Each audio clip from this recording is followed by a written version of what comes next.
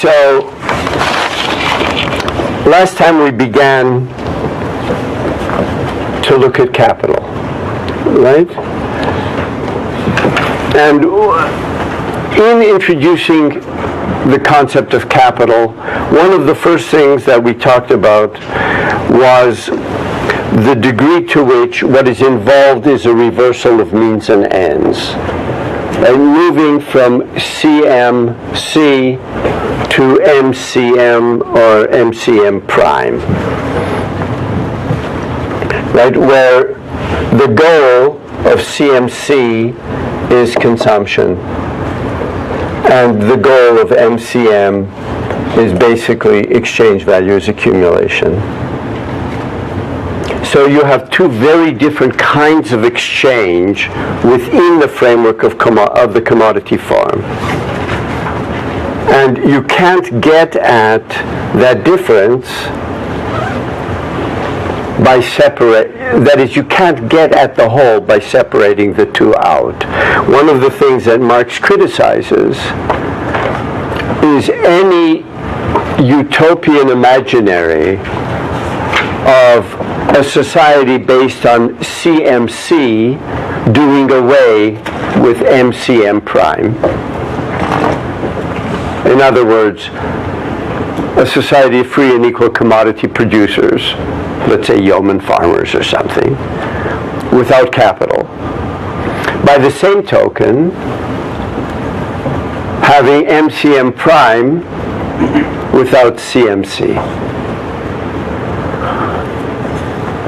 Simply abolishing what seems to be the market and retaining the sphere of production. And we'll get to that as we go on. Now, the problematic that's raised and that he develops in terms of surplus value presupposes that both CMC and MCM prime are continuous. These aren't one-time or periodic. So all of the issues of, for example, what is the source of the surplus, presupposes that what we're talking about is MCM prime over and over and over and over again. Just as the society as a whole, the commodity is the general form only when CMC is continuous and ongoing. The difference between, in one regard, between CMC and MCM prime is that the latter is directional.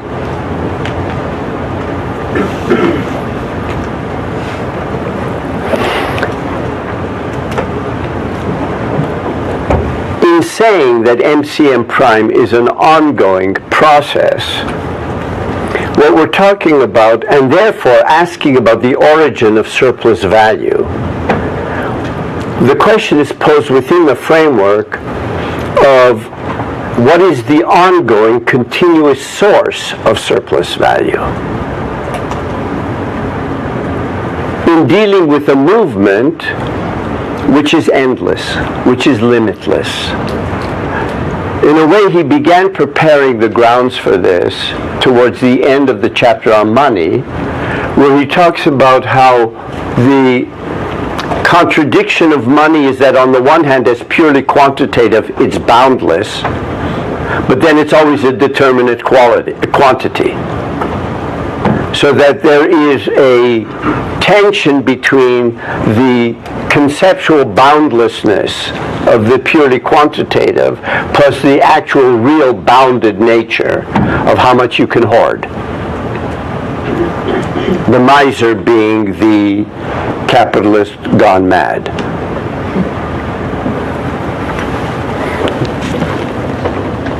Now, in MCM prime, the commodity is a means. And we'll then have to, part of what we'll talk today, what we'll talk about today is unpacking what that C is in the middle. Now, to say that the commodity is the means and that M prime is the end is to say that that which had been originally determined as means is end. So MCM prime refers to a process where the end is a means. In other words, the end has nothing to do with a telos. There's no telos involved. And I want to suggest, and this is something I'll try to develop later on in the text, that the whole notion of instrumental reason isn't simply reason used in order to achieve an end, but it's the kind of reason that is generated within a framework where the end itself is a means, so that you have an endless process. It's in the strict sense, it's non-teleological. Simply the fact that you have a directional dynamic does not mean that it's teleological.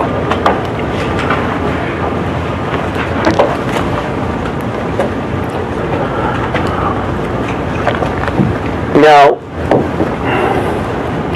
once he introduces this dynamic, I suggested that in spite of the kind of criticisms that are made from some positions of deep ecology, the problem here is not that the humans have become the measure of all things.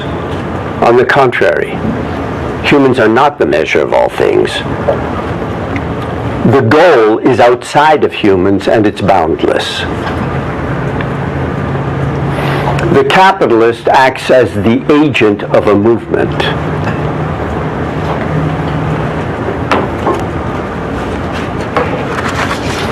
So, of course, the propensity to maximize is an expression of this movement, rather than the movement being somehow the result of some given propensity to maximize.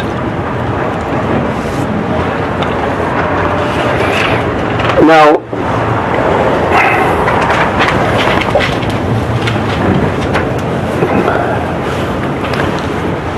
the little formula, MCM prime, is not there in order to show, to prove that in capitalism people maximize. When in a different context we said at the beginning that the entire book, Capital, presupposes capitalism. On one level, that means that Marx is presupposing not only wage labor, but that he is presupposing a society in which a part of the population is engaged in the activity of investing in order to make a profit. He's not trying to prove that this happens. He's trying to find the adequate conceptual tools to grasp this. There's a big difference. Now, this does not mean, and so one of the, I think, pitfalls with most readings of the book Capital is that they think Marx is trying to prove what he actually is presupposing. So they read it as a kind of a deductive argument, which it's not. And usually these kinds of interpretations are very much open to a whole range of objections, many of which I think are valid. But this doesn't mean that Marx's argument is tautological. Right? I've been trying to indicate that it's a different kind of argument. That is, he felt by the time he finished working through his ideas, I would say, in 1857, 1858, and then again in 1861, 1863, that he had grasped the fundamental social form which, in his opinion, could be shown to structure capitalism, the commodity. So, on one level, and I know I'm repeating myself, but this is a different reading, so I'm trying to sort of bring it home. The nature of the argument is an attempt to show how much of capitalism can be grasped by unfolding this basic social form, including those facts that appear to contradict the theoretical point of departure. but that he tries to show by means of a dialectical unfolding are necessary forms of appearance of that which they apparently contradict. And we've seen that over and over and over again in the exposition. Each stage of the exposition, what he unfolds, actually disguises its basis. So that the notion of the fetish as a necessary form of appearance that at the same time veils that which it expresses is not a one-time thing in the book Capital, the fetish of commodities. Rather, it is a red thread running throughout the book. And you saw that, I thought, very clearly in the chapter on money.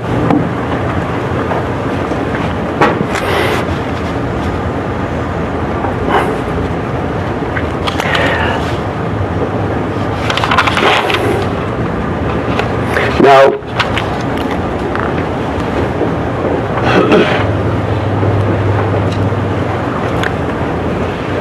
in a sense, what the entire exposition is going to do is going to be based on the idea of the commodity and at the same time flesh out what the commodity means. And we started, of course, with its twofold character. It's an object of use and it's a value. And we dealt with the notion that begins to be clear as you unfold that value is, on the one hand, it is a historically specific form of wealth.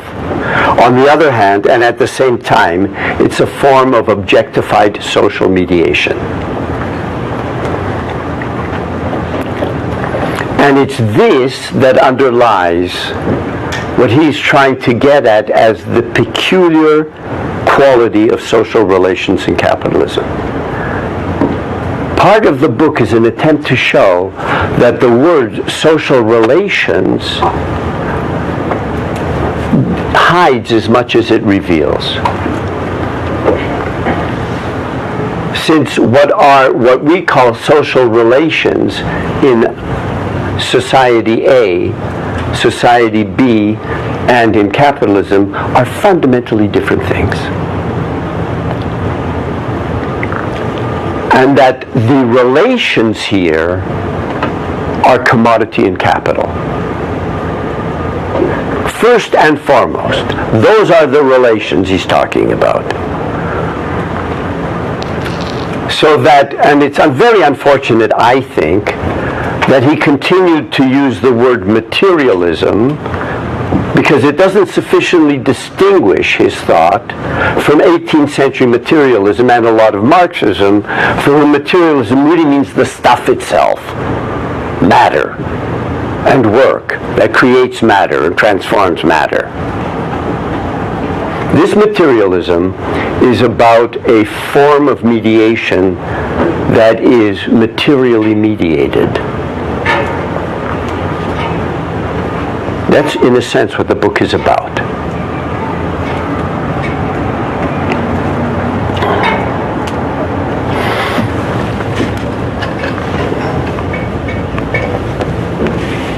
Okay.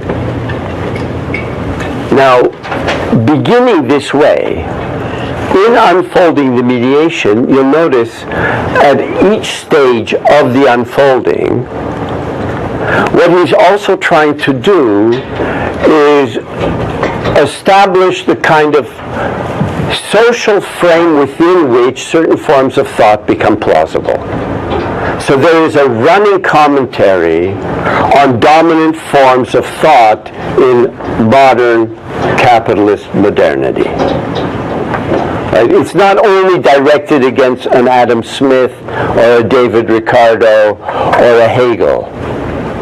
They themselves are analyzed as major thinkers, however, major thinkers within frameworks, epistemological frameworks, that he is trying to ground. And you'll notice the grounding has very little to do with issues of interest.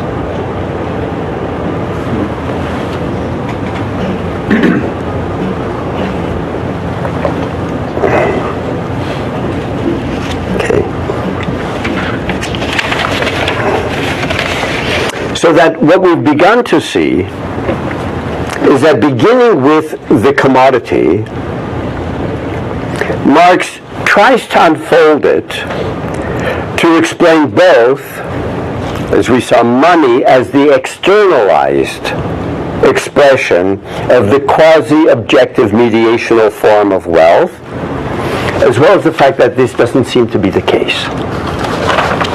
You recall that when we were doing the chapter on money, first the idea of value drops out, then the idea of money itself drops out, and you end up with convention.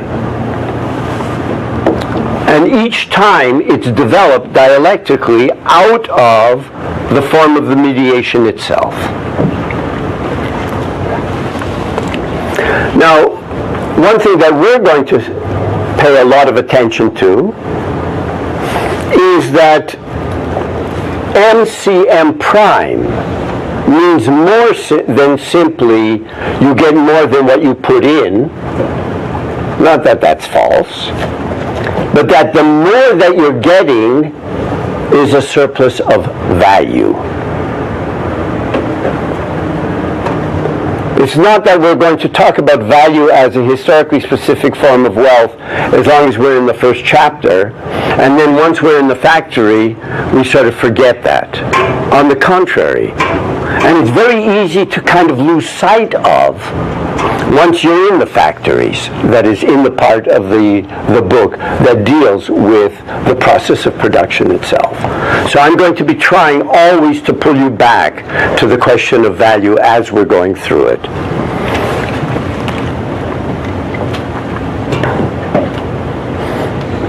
Okay.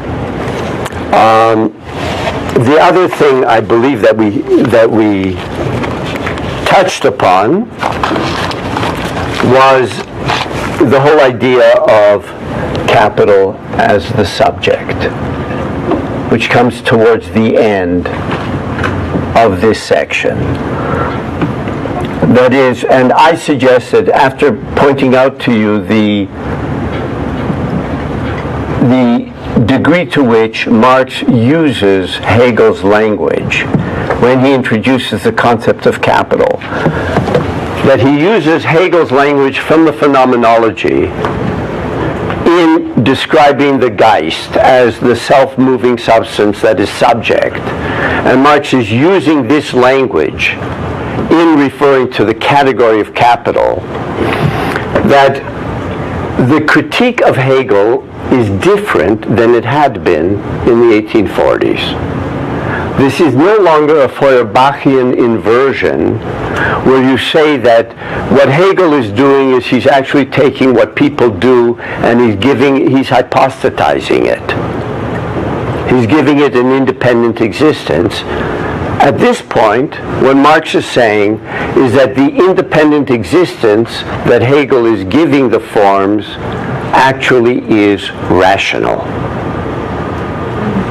Because these forms cannot be simply reduced to human agents. They are created by people, by forms of practice. But they acquire a quasi-objective meaning. So that the critique of Hegel is no longer simply the inversion, but rather it attempts to ground Hegel's idealism. Not simply dispense with it. Yes? Because, I mean, there is this common notion that what Marx does is he combines French revolutionary thought, British political economy, and German idealism. I think he does, but in a way that criticizes all of them. By criticizes, I don't mean saying they're wrong, but rendering them historically specific, that understand themselves as being transhistorically valid. Now, if this is the case, what he is suggesting with the language referring to Hegel is that something like Hegel's world spirit really does exist, except it's not a feature of human history,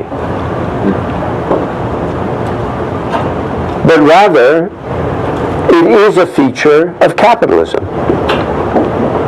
So that the idea of a dialectical unfolding is the case for capitalism. Now, at this point, Marx is only saying it. I mean, we have to go through the category of capital to see, how he's going to do this. But this is what he's suggesting at this point. He's suggesting that a dialectical historical logic does exist, but it is not a feature of history as such. As a matter of fact, I would say that it calls into question whether there is a history as such. And in a way, this position would reject both the idea that history as such has a logic, as well as its opposite, that history as such is contingent. There is no history as such, whether logical or contingent, but rather capitalism has a historical logic. Okay, two last points, or themes. The sale and purchase of labor power and the critique of civil society. Okay, now,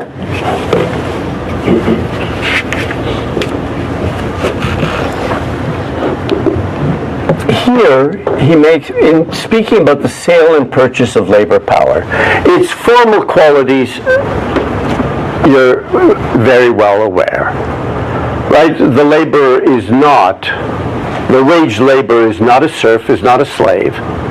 It's a time-bound contract. They are formally commodity owners. Their commodity is labor power. It's at this point, incidentally, that the concept of abstract labor is retrospectively illuminated. At the same time, as Marx here makes very explicit, something that I've been claiming many times, but now I'll be able to kind of support my claims.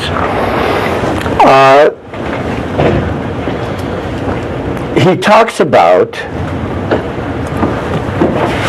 the economic categories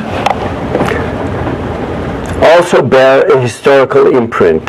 Determinate historical conditions are embodied in the existence of the product as a commodity. In order to become a commodity, the product must cease to be produced as the immediate means of subsistence of the producer himself. Had we gone further and inquired under what circumstances all, or even the majority of products, take the form of commodities, we should have found that this only happens on the basis of one particular mode of production, the capitalist one. Okay? Then,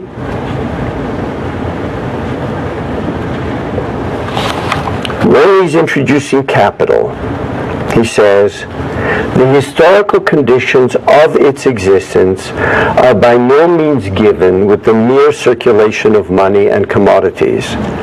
It arises only when the owners of the means of production and subsistence find the free worker available on the market as the seller of his own labor power. And this one historical precondition comprises a world's history. Capital, therefore, announces from the outset a new epoch in the process of social production. Okay. So that the analysis of the commodity, of money, presupposes capital, and the precondition for capital is wage labor. Okay, and here it becomes extremely explicit. The sphere of circulation, at the end, it is not simply a put-down, in spite of him throwing Bentham in there. It's not only a kind of a rhetorical flourish. When he talks about it being the very Eden of the innate rights of man, ruled exclusively by freedom, equality, property, and Bentham.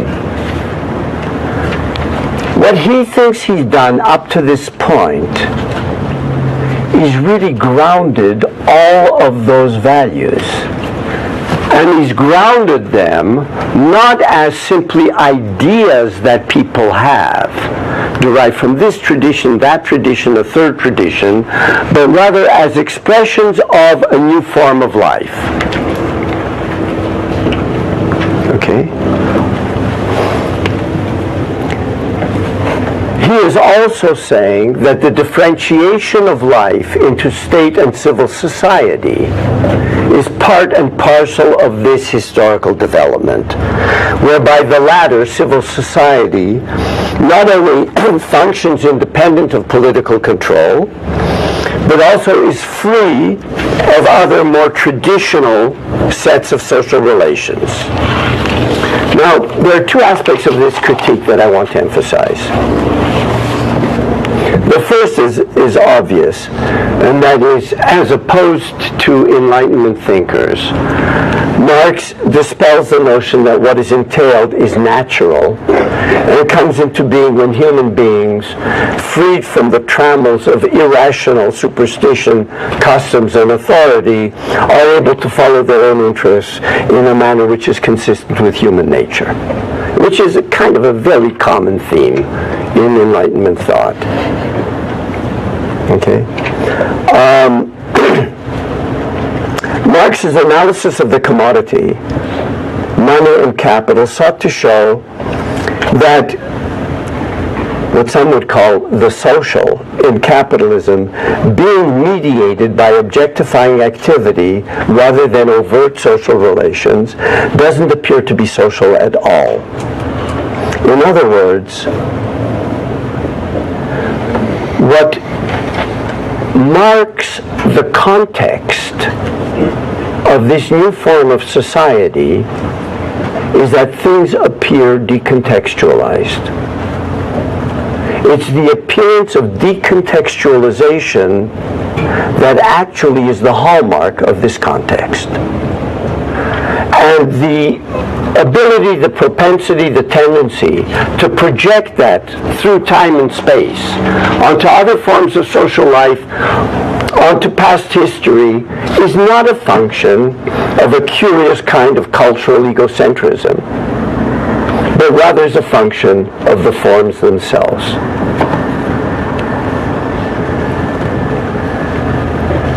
Now, the second part that I want to emphasize is that obviously from his language at the end of this chapter, which we finished last week, Marx argues that behind the sphere of circulation is another more fundamental sphere, that of production. Now, the nature of this critique depends on how one understands the latter sphere. If the analysis of production is taken to be essentially one of the production of material goods characterized by an exploitative relationship between owners and workers, one could conclude that Marx's critique of civil society is that it's a sham. It's simply a sham. In the first place, however, as far as I'm concerned, such an understanding tends to overlook the fact that Marx's critique isn't simply one that debunks, but goes deeper. Marx's critique is an attempt to ground the fundamental features of modern or capitalist society. The sphere of circulation is an important dimension of that. It's not the whole thing. And indeed, it hides other things. But he's not simply debunking it. But also, what I hope, and I thought we would get through today, is that Marx's analysis of the category of capital and the sphere of production isn't just one of what they used to call the point of production and exploitation. Rather, it's an analysis that uncovers the dynamic logic of the social whole as a runaway, necessary, quantifiable dynamic, which constantly transforms the structure of labor, demographic patterns, modes of transportation, etc., etc., etc. So, one thing I'd like to suggest is that one dimension of this critique, which hopefully we will unfold, is that actually it calls into question the idea that what you have is a bipartite division of life into state and civil society. Another sphere of social life exists, that represented by the category of capital. And that sphere is the dynamic of the social whole. And that dynamic exists behind state and civil society. It calls into question the adequacy of the understanding of modern society in terms of this bipartite division. So capital, I'm trying to suggest, is sort of like this ghostly sphere behind. And it's the sphere of the dynamic. It's the sphere of history. And that history cannot be understood adequately only by looking at state and civil society and their interactions, because it changes both and their interrelations. Before we begin talking about the labor process and valorization process, there was one, I hate to do this, there was one small point that I'd been meaning to make last week and this week, and it's a small point, that I didn't make with regard to the section on the sale and purchase of labor power. You'll recall, and we just reviewed this, that for Marx, it's at that point that you can really talk about, that is, it's with wage labor, that you can talk about the commodity as the form of the whole. Right? The two are tied together. So in a sense, that which is the most essential historical precondition for the totalization of categories like commodity, money, labor is wage labor.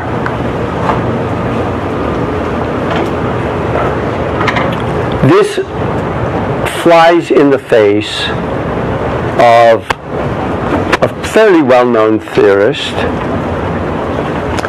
Karl Polanyi, in The Great Transformation, for whom the real problem with unbridled capitalism is that things that in and of themselves are not commodities, labor, money, land, are treated as commodities.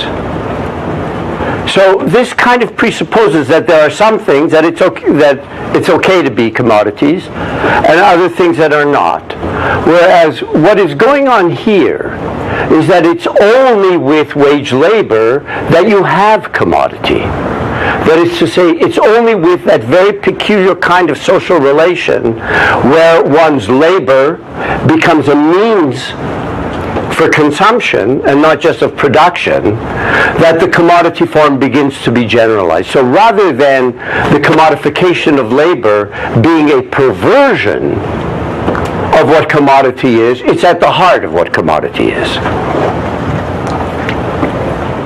That's a side point. I had to throw in that little polemic, but that's because a lot of people read Polanyi, whose heart was in the right place.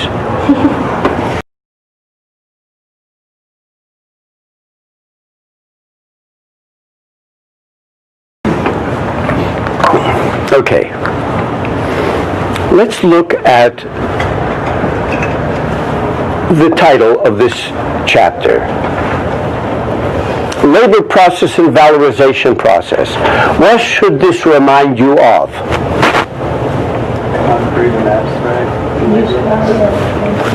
Use value and exchange value. Use value and value. And he's going to do exactly the same thing. So that it is a serious mistake to take what he says about labor process and just read it all the way up, because what he's going to talk about is the way in which that labor process is completely transformed and molded by the valorization process. So this is a point of departure. It is not Marx saying what labor is in general, because everybody quotes this thing of like the end already being in the imaginary and this is human, etc., etc., etc. It's not what he's doing. That's number one. Number two, to the degree to which he is speaking of laboring activity being a necessary feature of all forms of human life, that is a general statement made on the basis of what emerges in capitalism. It's not dissimilar to being able to say, which he does the first page or two of the book, that use value is the content of social wealth regardless of what its social form might be. The idea of a general use value is something which emerges only in capitalism, but it's one of those things that you can then read back into other societies. That is, from our perspective, they're all use values. They may not be from the perspective of the people involved at the time, that these things are in any way common with one another, even as use values. The same thing is true here with labor process. Okay? Now, you remember that when we were talking about the process of exchange, the metamorphosis of the commodity, and we were talking about how at the initial level of analysis, you have a change of form being the means by which a change of stuff is effected. That form wechsel is the means where the end is Stoffwechsel. And then we followed that through in the chapters to see how you had a reversal, and the reversal is really that Stoffwechsel becomes the means and Formwechsel becomes the end. We're going to be doing the same thing here, because the word for the interactions of human with nature in the labor process is Stoffwechsel. Okay. As Stoffwechsel, the interaction with nature is a condition of human life. This is a constraint which is going to remain a constraint. That there has to be some sort of human interaction with nature. There's no freedom from nature. This is a dream of capital.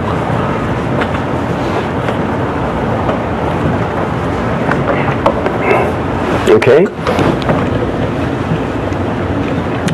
Now, I'm going to suggest that what he is doing is he's setting it up in terms of you have purposeful activity, you have the object on which the work is performed, and you have the instruments of that work. All of these elements of the labor process are going to be transformed completely from the perspective of the valorization process. And that's part of what he is doing. So it is not a theory of humans are tool-making animals, and let's start with, I don't know, flint stones, and then just follow the tool-making historically. That would be, in a sense, a history of the labor process, period. That's not what's happening here. Even though there are many people who regard themselves as being followers of Marx who do that, but this is not what's going to happen in this text. Now, initially, the capitalist owns the means of production, hires the worker, they work for the capitalist. How does this change the labor process? It doesn't. It doesn't. Initially. which means that what he's going to be showing is the way in which it is changed. And I want to suggest that that change is not simply a function of private ownership. So that the next section begins, the valorization process. Does he talk about surplus value at the beginning? What does he talk about in that section? Or at least in the beginnings of that section? Excuse me? I heard murmurings. He talks about value, use value, and value. He talks about value. Now, I'm trying to emphasize that Marx's focus is not only on the creation of the surplus, but he's going to be focusing on what does it mean that the surplus is a surplus of value. So it's not that we went into all sorts of dialectical twists and turns in the first 3 chapters about value, and suddenly we're forgetting about it. And now we're in the factory and people are getting crushed and they're producing more than they need, and end of story. The story is much more complicated. Now, viewed from the perspective of the production of value, which is what he does here for the first part, what happens to the various elements that he has sort of analyzed as being the elements of the labor process?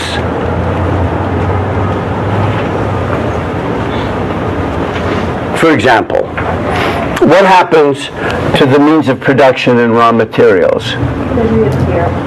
They reappear as what? Value. Yeah, but he uses very peculiar language here, and I want you to pay attention to it.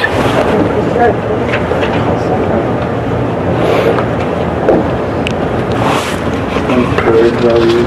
I'm sorry? Transferred value. Transferred value. They are absorbed. Is that what he says? They are absorbed. They are absorbed. They absorb. They are basically sponges for the absorption of labor time. Right. Very peculiar. We'll have to try and see what he's trying to get at. But this is the way he talks about it. Labor itself, viewed from the perspective of the production of value. Now, let me switch back just 1 second, back to the production process. Do you remember in the first chapter, Marx distinguishes between value and material wealth? What constitutes material wealth in the first chapter? Is it labor alone? Labor working upon nature. It's labor working upon nature. Right? It's the interaction of labor and nature, and this is the way he talks about the labor process too. Right? It's Stoffwechsel.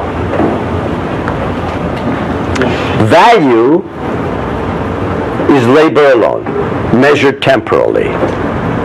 Now, and again, the way you read this book, it makes all the difference in the world whether you think value is simply wealth, and then there are all these countless arguments, well, is labor really the only source of wealth? Or if you see him trying to get at what he regards as being a historically determinate form of wealth, which is created by labor alone, and the justification for that is in the unfolding.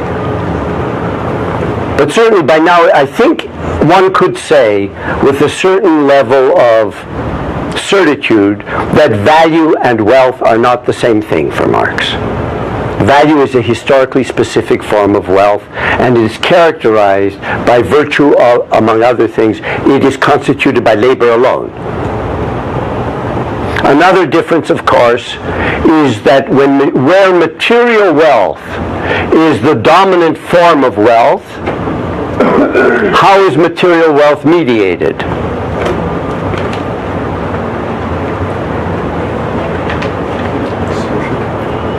By other things. By social relations, by decisions. Material wealth is mediated. Value mediates itself. Value is self-mediating. They're fundamentally different in this regard. Okay. Now, if you take seriously the idea that value is a function of socially necessary labor time, period, end of story, if you take that proposition seriously, then what role does labor play in the valorization process? It's the raw material. This is bizarre, right? It's the raw material. It's the raw material, and the so-called material raw materials and the tools are sponges to absorb it.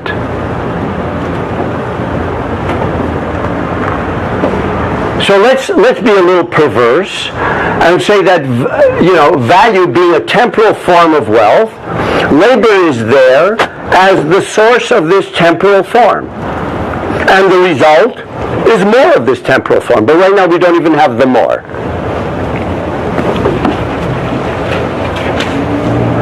What he is doing here, and the reason why I'm emphasizing this, and it is bizarre language.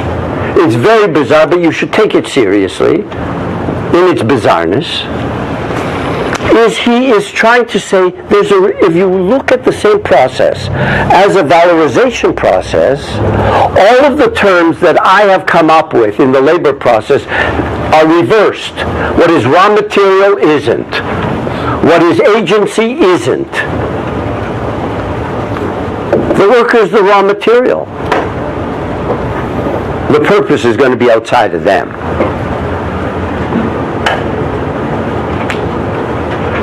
And the reason why I'm emphasizing that is you'll notice he does this before he introduces the surplus. So the emphasis isn't only on this is being squeezed out of the working class. It is. It is, but that's only a part of the story that he's trying to communicate, because the nature of the surplus is going to make all the difference in the world. And the nature of the surplus is a function of the form of wealth. Which is why he begins this section really emphasizing simply the process of producing value, not the process of producing surplus value. Then the surplus value, all he says is, well, it's more of the same. And then, of course, he'll develop that further. Yeah.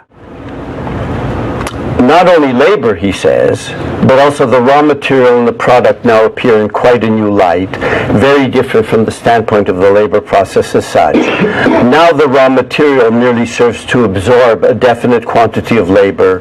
The product, the yarn, is now nothing more than a measure of the labor absorbed by the cotton. I know this sounds completely perverse, but that's what he's saying. He's saying if you're really taking the category of value seriously, you have to view valorization this way. It's not simply that what you have is a labor process and then at the end you go to market and you sell it, where the commercial dimension remains extrinsic to the process itself. Now at this point this is just so bizarre, this language, I think we're going to have to see what he does with it. That was the production of value. Now with the production of surplus value, what is the condition for the production of surplus value? Of surplus value. We're still in the same chapter. The value of their labor power, right? They are getting the value of their labor power. So what you have is a situation, ideal typically, where you have exploitation that is not unjust. Right? It's not that it's unfair. That isn't the way to get at it. Of course, you can have many unfair variants of this. But the strongest case for him is when it's not an unfair variant and when the worker is getting the full value of their labor power.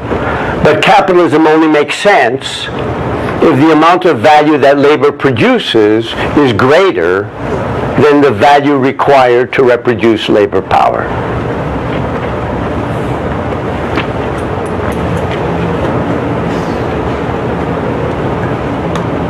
Right?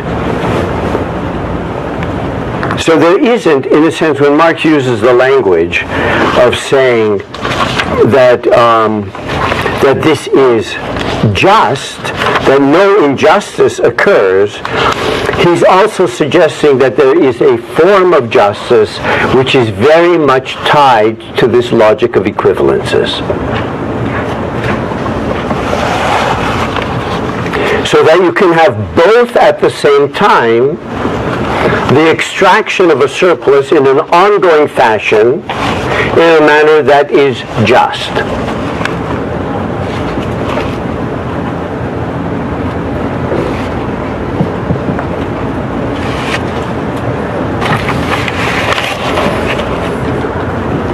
Okay?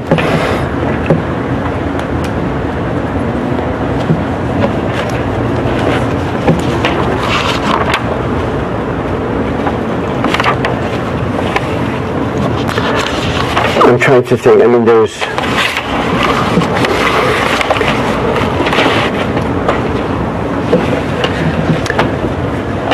the language here is very reified. And I think that this is intentional. Right? Value is treated as a thing that's transmitted by the means of production or is absorbed by the raw material. Now, as strange as the language makes it appear, the determinations themselves follow from what had already been developed in the first parts of Volume 1. Right? He is tracing a form of wealth that at first we discussed only with reference to circulation, and he's tracing it now in the process of production. I mean, it's value really that we're following from the sphere of circulation into production. Right? So the capitalist buys means of production and hires the worker to produce commodities.